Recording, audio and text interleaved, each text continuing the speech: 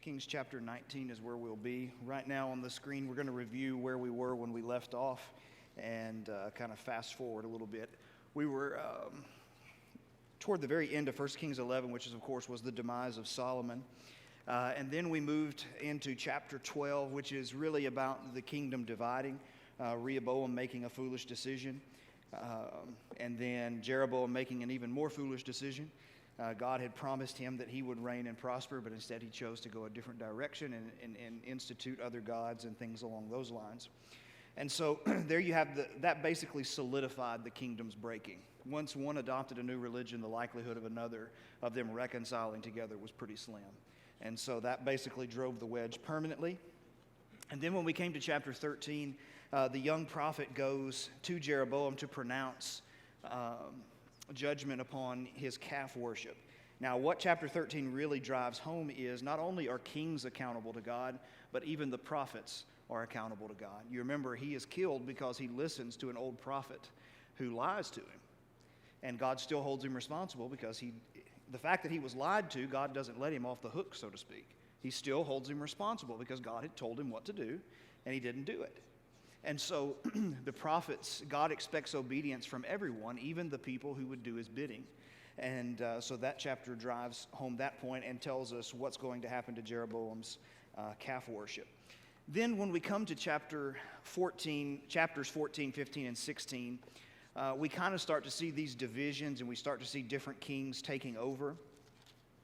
And so chapter 14 focuses on Jeroboam's reign.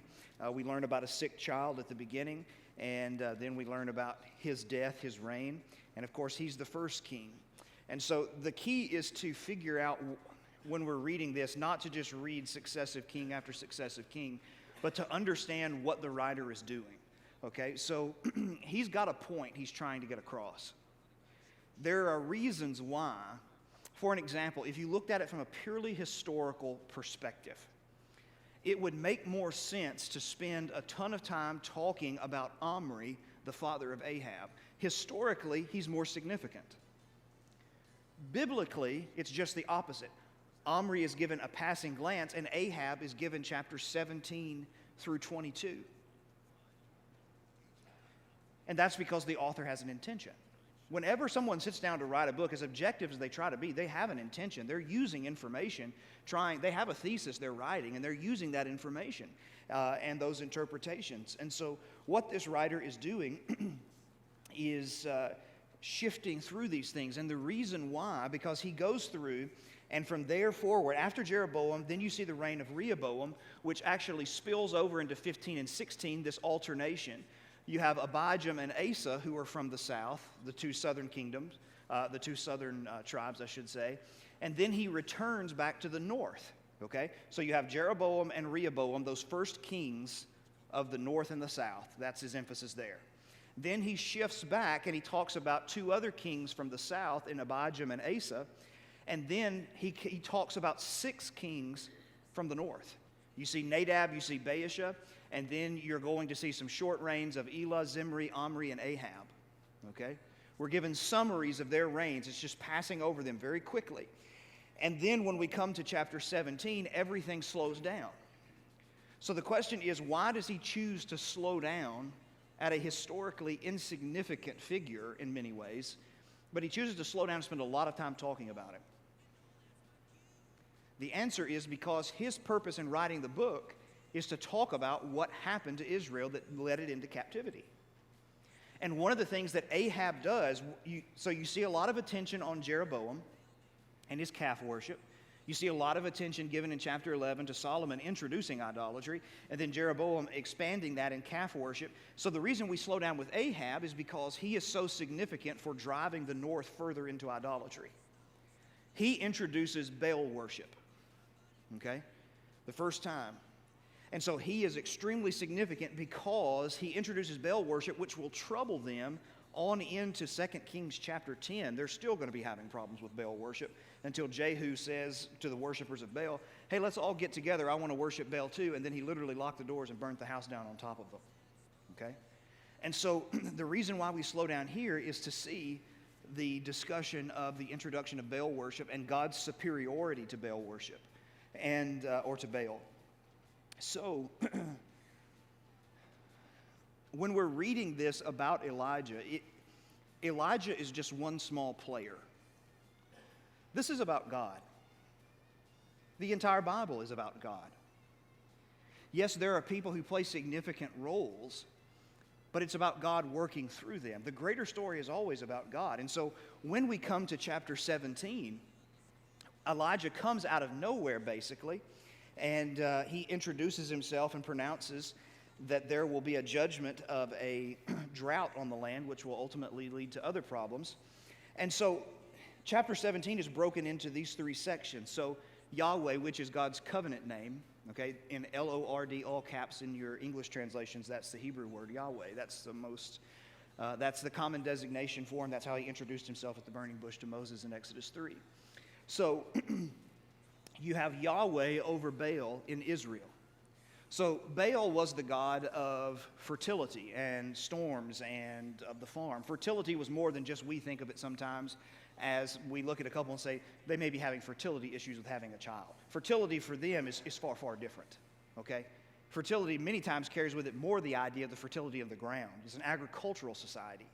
And so what you have then when Elijah comes on and says there's going to be a drought, there's not going to be any rain except at my word, that's an attack at Baal because Baal is supposedly in control of that. And so when God shuts it off, it kind of shows that Baal really isn't in control right now. And he shuts it off for 3 years because of their beliefs concerning cycles. And so they could try and justify the fact that Baal takes a certain amount of time off all the time. But when he spreads it out over 3 years, he's showing that this is more than Baal's usual time off. This is significant. This is something we have to pay attention to. And so in Israel, we see him that God is superior to Baal. But then he sends Elijah to Phoenicia or to the areas of Tyre and Sidon, which is the country of Phoenicia. And the reason why this is significant is because now it moves to Baal's home turf. Okay? This is where Baal is from, supposedly. This is his headquarters, basically. And when you look at, you remember Ahab's marriage is to who? Jezebel. You hear it in her name, and her father is Ethbaal. And so God sends his prophet into the very heart of, quote, enemy territory. In these cultures, they believed their gods were bound by territories. And so, and they believed war was basically war was just a smaller manifestation of a cosmic battle between the gods, really. And so when God crosses borders into this particular region, he shows and he provides for a widow who was, when Elijah met her about to eat her last meal, was going to go in and starve with her child. And then he sustains her for an extended period of time. And so even in Baal's home country, God shows himself to be superior to Baal. But then, when you think about Baal, and this leads to the last section where you have him raising the widow's son, Baal was supposedly put to death every year for a period of time and raised from the dead by Mot, who was a superior god. And so Mot is the one who kind of had control of death. Well, when God's prophet walks into the country of Baal, the country that's supposedly dedicated to Baal and to Mot, and Mot can't raise this person from the dead, so you have the God of Israel raising this child from the dead. That's God again saying, who you're worshiping isn't real. I'm superior. And so these are all manifestations of the superiority of God. The message of the Bible is about God. Okay? Now, when we come to chapter 18, most well known for the manifestation of the presence of God on the mountain, where you have Baal, the prophets of Baal versus Elijah. And they go up to Mount Carmel, which was a sacred space for both of them. Okay?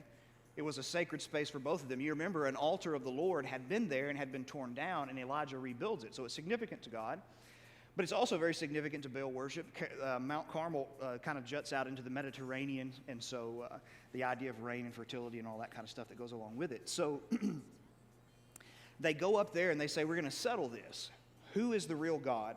And you remember they, for hours, cry out to Baal, and he can't do anything. And Elijah removes all doubt, okay? He absolutely soaks everything in water, after jug of water, after jug of water. 12 jars poured out. 12 jars total. And then he calls on God, and God answers by fire, which you remember was the criteria before that started. Whoever answers by fire, that's who God is. And God immediately licks it up. He consumes all of the offering, all of the water, and everything. There's nothing left. And the people turn, and they bow their faces to the ground and think, and it looks as if something great's fixing to happen. It looks like revival is fixing to happen. Because the people are so blown away, they said, he's God. And then at the end, when the rain starts returning again, which is God's final statement saying, I'm in control of this because it returns at my word, you see even Ahab kind of may be on the fence here a little bit. And that Elijah is willing to work with him in some way because he sends him and he runs before him in Jezreel and meets him there, almost as the idea of, I'm willing to work with you and we can work together and create a revival in Israel. So chapter 18 kind of leaves you with a glimmer of hope. But chapter 19 couldn't be more different. Chapter 19 could not be more different. This chapter, I think, is important for every Christian to know and to know well.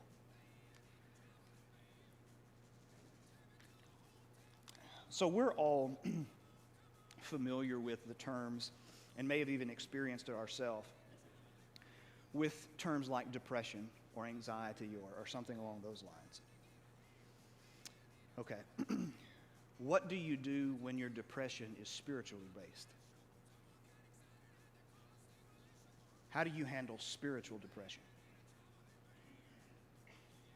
That is, you're so bothered by spiritual things, and you can feel like you're the only one trying, or you feel like how many people have tried to make changes in churches or in congregations or with people, and it seemed like nobody was behind it.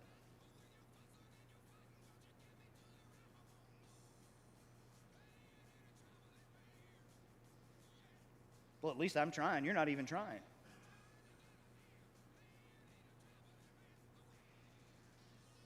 You're just content to keep the status quo then. You don't really want help.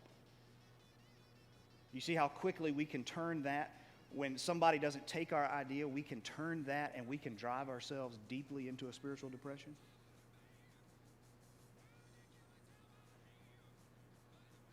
What we're going to see from Elijah is him taking the scenario and twisting it so much. Now, I'm not criticizing the guy. A lot of people are really critical of Elijah here. I'm just not. I think Elijah is a human being, and I think when you see the way God reacts with him, God gives him a lot of grace in how he handles it. And God takes care of him. God doesn't pound him over the head. God actually deals in a very gentle way with his spiritual depression. Because Elijah had all these grand hopes, and then all of a sudden, at the very first part of chapter 19, all these hopes are going to be dashed quickly. And those are difficult moments, to say the least, to deal with. So, this is what this chapter is going to look like, and obviously we won't cover it all tonight because there's just way too much that is here. But, there we go. So what we're going to see in the first 8 verses is Elijah quitting, basically. And we'll explain why, I'll explain why I believe that's what he's doing. He's basically quitting. And then Elijah is going to have a meeting with God at Mount Horeb, which is extremely significant. And then Elijah goes back to work.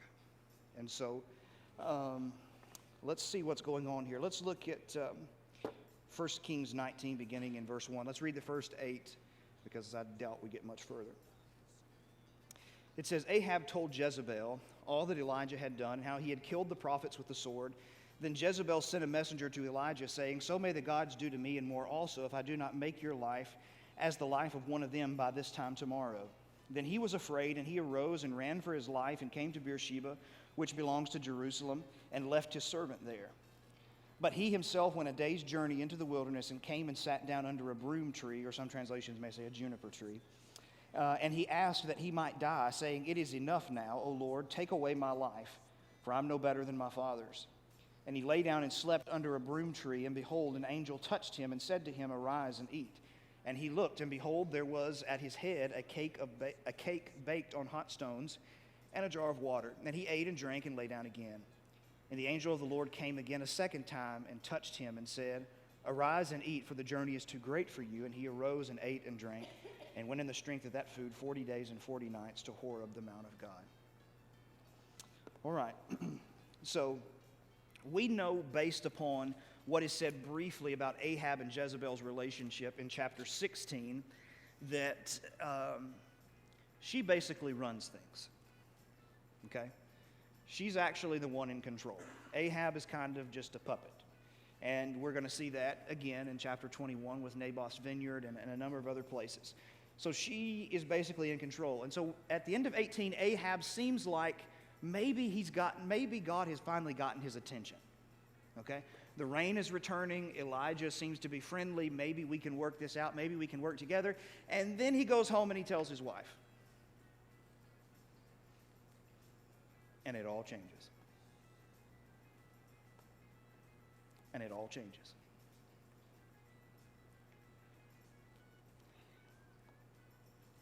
That's why it's important, just as a side note, to pick the right person. Someone who has the guts to look at you and say, "You're not right now. What you are lobbying for is not right." Being submissive or supportive to our spouses does not mean agreeing with decisions that are not right. And Ahab comes home and he's ready to change, and then she decides, no, that's not going to happen. Well, he's the king. He can make that change if he wants to. But she's going to, and she continually stirs him up to do things that are not right. And so he told Jezebel all that Elijah had done, that is, what had happened on the mountain, and that he had killed the prophets with the sword. Then Jezebel sent messenger to Elijah, saying, "So may the gods do to me, and more also, if I do not make your life as one of them by this time tomorrow." So she sends a messenger to Elijah. We'll come back to that in just a minute. But she basically threatens to kill him. The gods do to me and more also if I don't make your life like one of theirs. Doing more to me and also is the idea of taking an oath. That is, she's taking an oath to Baal that if she doesn't kill Elijah, may the gods kill me. But she sends a messenger, which makes me think she's really maybe not quite that serious about it. If you want to kill somebody, why do you send a messenger to tell them, "Hey, I'm going to kill you"? I mean, if you really intend on killing them, just kill them. I mean, I'm not promoting that, but I mean, it seems to make more sense, right? So, it seems to me like she's trying to, I don't know that now certainly she has killed before. There's no question about that. Chapter 18 we began, you remember Obadiah has hidden 100 prophets when she went out killing all the different prophets of the Lord. So she certainly can, but the fact that she sends a messenger is somewhat conspicuous to me. I think basically she just wants to kind of get rid of him, maybe scare him south, and get him out of town. Now, certainly if he stays, I think she'll probably make good on that promise, or at least try to anyway. But I think she's trying to scare him out of the way and just kind of run him off. Very similar to what happens, not the exact scenario, but in the book of Amos, the prophets and the priest of the 10 northern tribes. Amos is from the south, and he's called to go and preach north. They basically tell him he needs to go back to where he came from. You need to go back south. You're not welcome here. And he says, that's not my choice. But they're trying to just basically shame him out of town. And so maybe that's what she is trying to do here. So based upon, okay, forget that we've read anything else. based upon what we've seen from Elijah from this point, from 17 and 18, what would you expect a man like Elijah to do or say in a situation like this?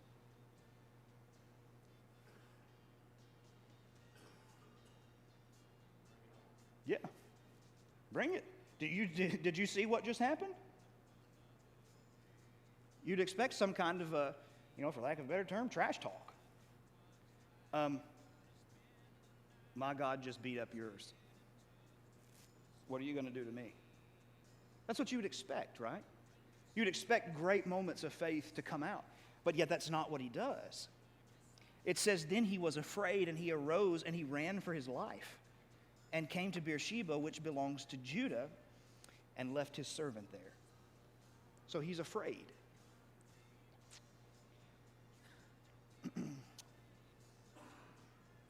So what's happening to Elijah here? Why is he going from such a strong individual to a fearful one?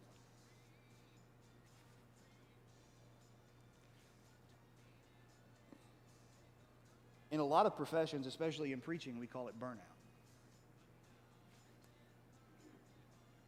We call it burnout. It is actually a reason.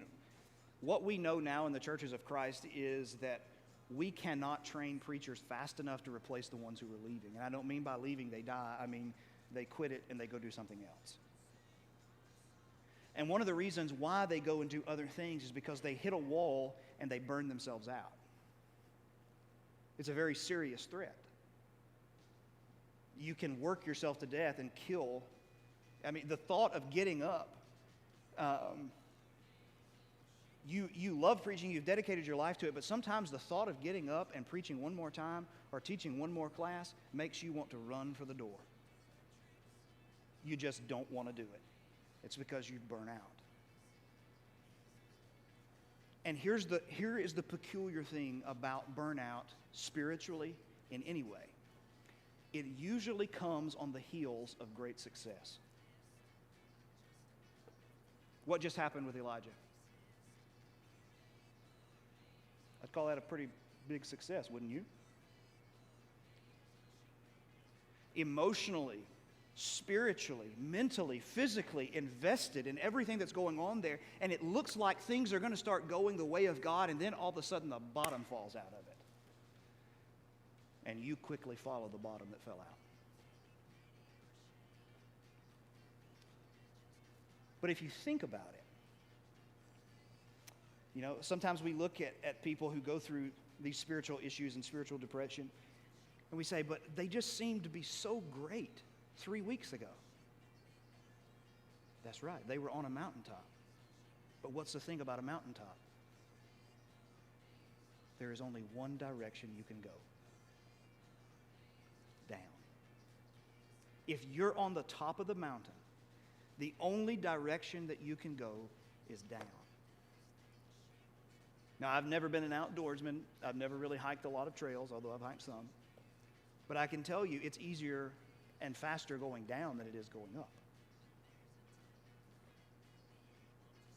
It's a lot harder to go up that mountain and get to that mountaintop spiritually, but the bottom, and you can trip and roll yourself down that mountain very quickly and bottom out. To where you don't want to touch your Bible, you don't want to pray, you don't want to meet with anybody, you just want to be left alone. Just leave me alone. What does Elijah do? He runs for his life. He goes to Beersheba, which, by the way, when the promised land, or when the Israelite nation is described, it's described as being from Dan, the northernmost point, to Beersheba, the southernmost point. So he literally runs about as far as humanly possible from her. He leaves Israel, he leaves that nation, then he runs through another nation to the very southern border of that nation. And then, by the way, that was a 120-mile trip, a 6-day trip if you're walking. Then he left his servant there, and he goes a day's journey into the wilderness. So he leaves his servant, the one who attends to him. That's why I get the notion that he's quitting. I think he released him. He went off on his own, and what we're going to see here is he asked God to kill him. He asked to die. He done. He done.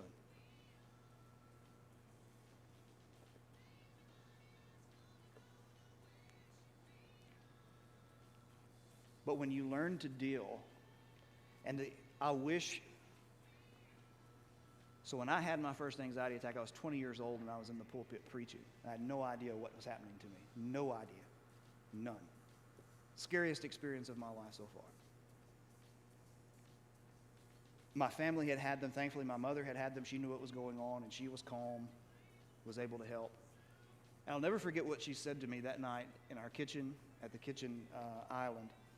And she said, this is not what you want to hear, but this is what you have to understand. The way to learn how to deal with anxiety is to deal with anxiety. Experience is the best way to deal with it.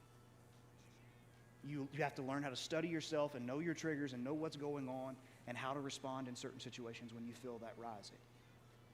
The same thing is true when it comes to spiritual depression. You have to know when you're getting close to bottom out, and you have to take some measures to prevent it. You have to walk through spiritual depression a time or two to be able to recognize when it's coming and how you can curve it and turn it back and do some of those things. Depression or discouragement. If you don't like the word depression, it's discouragement, whatever you want to call it.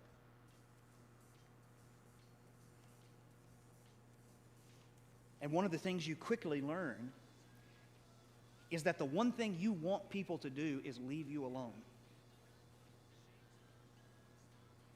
Is not the thing that you need. That's what you want, but it's not what you need. Because if you withdraw from people, you will only withdraw further into yourself. And that will drive you even further because you will only spin your thoughts even further and even further and even further. And you need people who can help you, who can change and challenge the narrative that's going on in your head, which is exactly what happens. That's why God has him meet him at Sinai. Because God is going to challenge. You see, Elijah has this idea, he has this construct. It's very interesting when you study this, the way he's constructed reality in his mind. I mean, think about, what does he say later? I'm the only one that's left.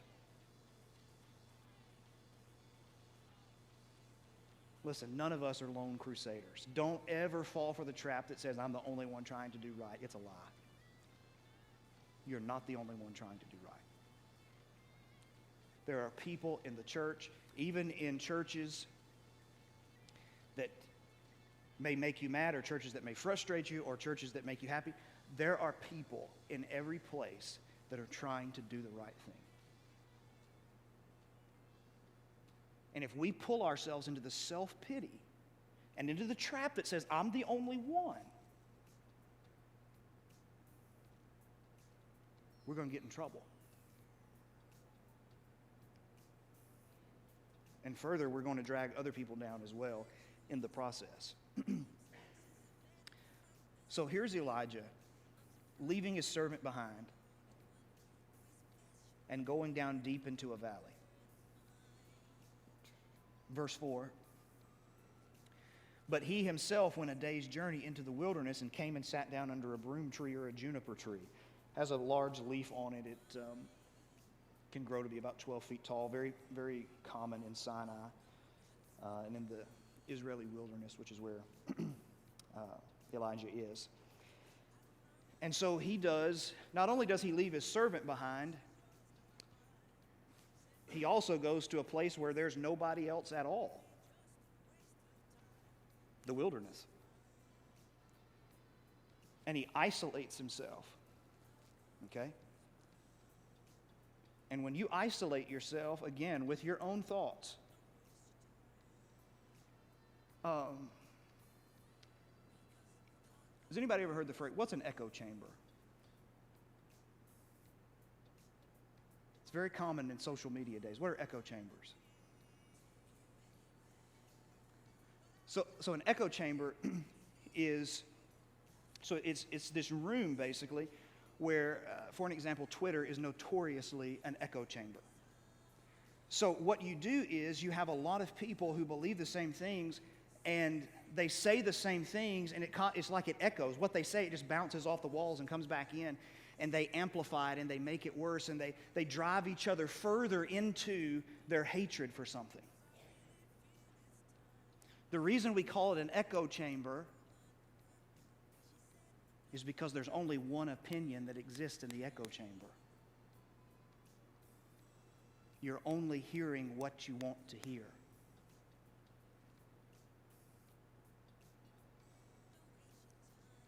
But what we need is to hear something other than our opinion.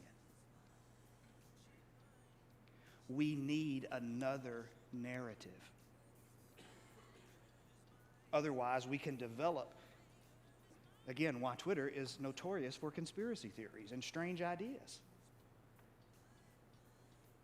And you know what? If I don't like your response to me, I'll just block you.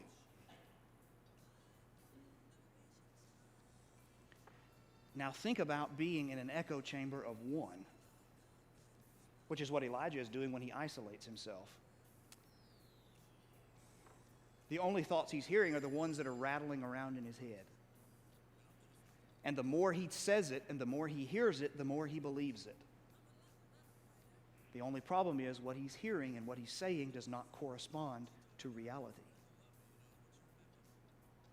And that's something we have to be cautious of when we're spiritually discouraged or depressed or whatever descriptive term you want to put in there, is to challenge the narrative that's taking place inside of our minds. And so, anyway, we will stop there, and then hopefully next Wednesday night we'll be able to plow on through and do some time thinking about how God responds to him. Ask yourself this question, basically. How would you expect God to respond to one of his servants saying, I don't like what happened? And then look at how God actually treats him. Because a lot of people's idea of God and how God actually responds here are worlds apart, okay? And it tells us about how we need to handle people spiritually discouraged too. So anyway, we'll pick up there, hopefully next Wednesday.